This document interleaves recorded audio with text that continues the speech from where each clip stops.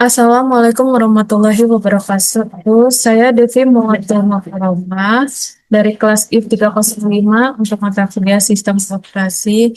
Saya ingin mempresentasikan dasar sistem operasi dan arsitektur komputer dari teori menuju implementasi sebuah perasaan kompresi. Untuk sistem operasi, metodologika, dan nah, apa itu sistem operasi? Untuk sistem operasi adalah jembatan logis. Ia adalah perangkat lunak sistem yang bertugas mengelola sumber daya perangkat keras hardware yang menyediakan layanan untuk aplikasi yang bertindak sebagai perantara antara pengguna dan mesin. Berdasarkan fungsinya terdapat ada 5 peran vital sistem operasi. Yang pertama itu shortcut allocator, yaitu mengontrol akses lokasi sumber daya perangkat lunak lain dapat melintas secara teratur. Untuk yang kedua adalah manajemen memori. Melacak pengguna memilih program yang dibuat load serta dialokasikan memori fisik. Ketiga, manajemen file bertindak sebagai ilusionis yang mengubah blok di disk fisik yang rumit menjadi logika file dan direktori yang mudah dipahami. Keempat, itu keamanan security yang mengakses sumber daya untuk mencegah interupsi atau modifikasi oleh pihak tak terautorisasi. Yang kelima, manajemen I/O. Mengenai interaksi hardware via device drive dan email subsystem. Untuk filosofi kode open source dan closed source itu adalah dalam dunia sistem operasi terdapat dua filosofi terbesar yang membedakan secara pengembangan dan distribusinya yang menggunakan anak kuliner atau menjelaskannya. Yang pertama, open source atau yang disebut sebagai buku resep komunitas.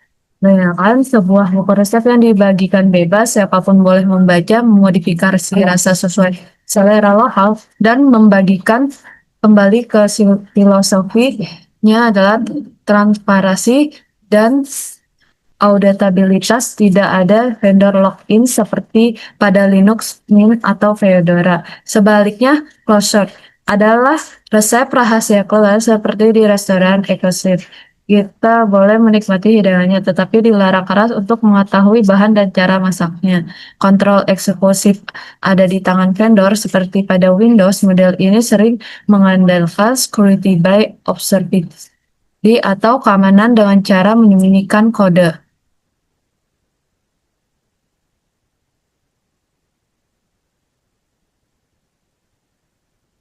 Untuk analisa Stargate Table perbandingan, Visual Table perbandingan Linux dan Windows pada aspek biaya, keamanan, dan privasinya. Perbedaan filosofi tadi yang berdampak pada strategi implementasi IT, mari kita lihat perbandingannya. Dari segi biaya, itu Windows membebankan biaya lisensinya mahal. $139 sampai $199 dan sering memaksa kita untuk membeli hardware baru karena syarat seperti TPM 2.0 sebaiknya Linux gratis dan memiliki filosofi respect for reality, di mana ia mampu menghidupkan kembali mesin lama dan memperpanjang umur aset hingga 5-10 tahun. Dari segi keamanan dan open source menggunakan teori many eyes, dengan banyaknya mata komunitas yang melihat kode bug lebih cepat ditemukan diperbaiki, sementara closed source bergantung penuh pada vendor, pengguna tidak bisa memperbaiki celah sendiri. Dari segi privasi, Windows 11 dikenal sebagai agresif dalam telemetri dan integrasi AI. Di latar belakang Linux sebaiknya memprioritaskan privasi secara default. Untuk skema dasar sistem komputer, itu visual diagram arsitektur von Neumann dengan alur CPU input dan output. Sekarang ini beralih ke perangkat keras. Hampir seluruh komputer modern dibangun di atas arsitektur von Neumann. Konsep kunci ini adalah stored program, di mana instruksi Program dan data disimpan memori yang sama memungkinkan mesin untuk diprogram ulang. Dalam skema ini terdapat siklus fetch, decode, exclude. Fetch itu CPU mengambil instruksi dari memori. Decode itu untuk kontrol menerjemahkan instruksi tersebut. Execute itu SPU yang menjalankan komputasi. Siklus ini terjadi berulang kali dengan sangat cepat dan tinggi. Untuk infrastruktur pemrosesan CPU dan bus, Visual Detail Internal CPU, ALU, CU, registrasi, dan jalur bus. Jika kita membedakan lebih dalam otak komputer atau CPU, kita akan menemukan 3 komponen utama. Yang pertama, ALU, Arithmetic Logic Unit. Unit dieksekusi mematikan dan logika. Kontrol unit itu CU, pengaturan lalu lintas sinyal kontak. Register, memori internal atau ultra cepat dan menyimpan instruksi yang sedang aktif. Bagaimana komponen ini berkomunikasi melalui sistem bus atau saraf komputer? Address bersifat satu arah. Unidirectional membawa alamat lokasi memori. Data bus itu bersifat dua arah. Bidireksional membawa data aktual. Control bus itu membawa sinyal perintah seperti read atau write.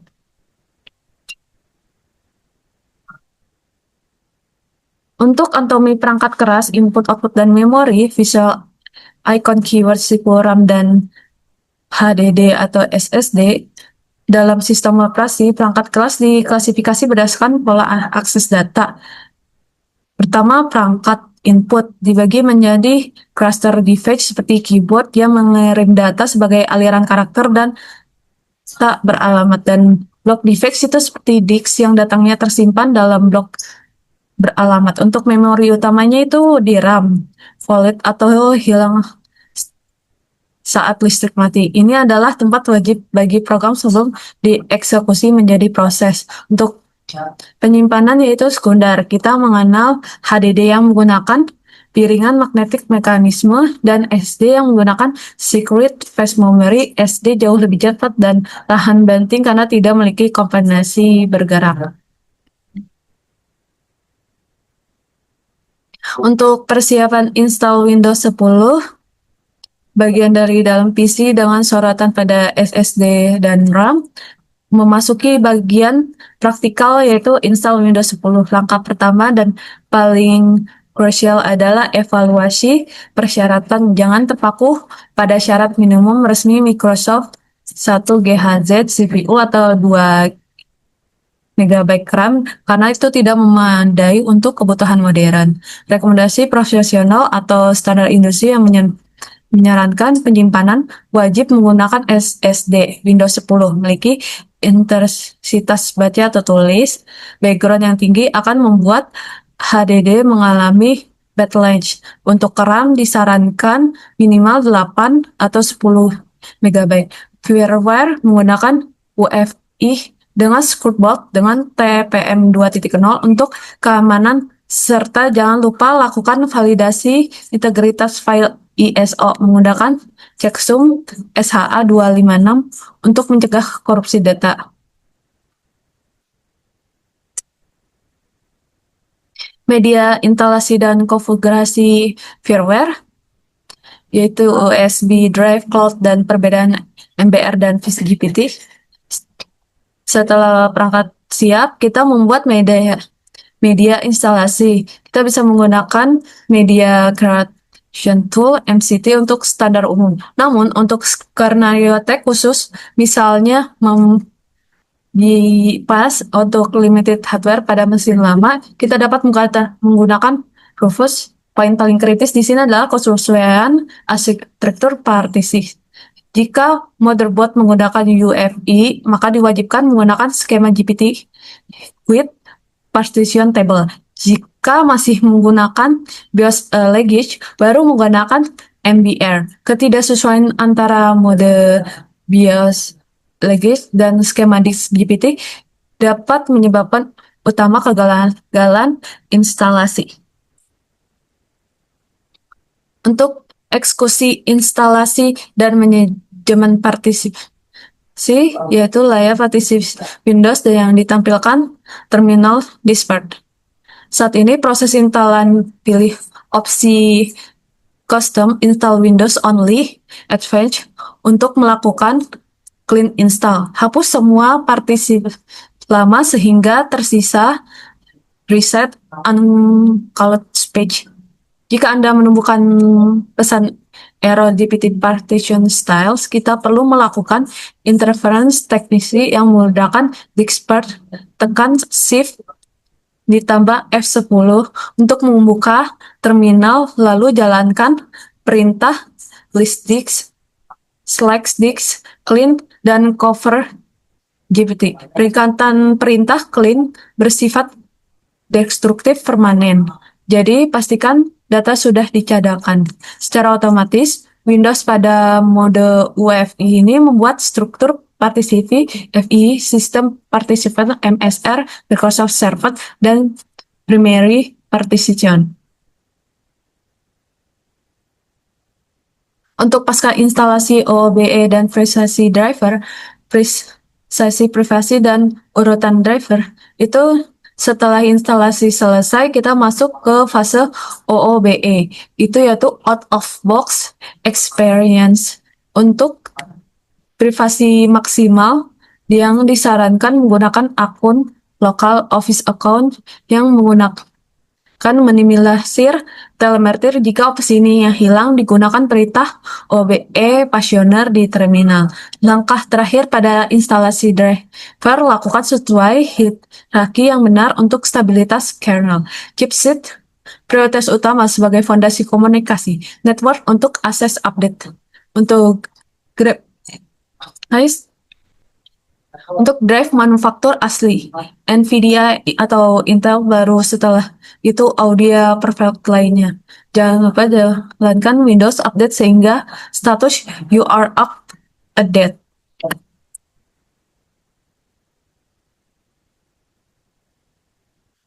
Untuk kesimpulan, visual gambar abstrak teknologi yang menyatu, sebagai penutup, kita dapat menyimpulkan bahwa komputer bukan sekedar kumpulan komponen elektronik. Ia adalah sinergi antara hardware sebagai tubuh yang bertenaga dan sistem operasi sebagai jiwa yang mengolah. Pemahaman pendalaman tentang arsitektur fisik seperti non-Neumann serta pemilihan filosofi OS yang tepat, open atau closed source, adalah kunci utama bagi seorang personal IT untuk membangun infrastruktur efisien dan aman berkelanjutan. Sekian presentasi dari saya. Terima kasih atas perhatiannya.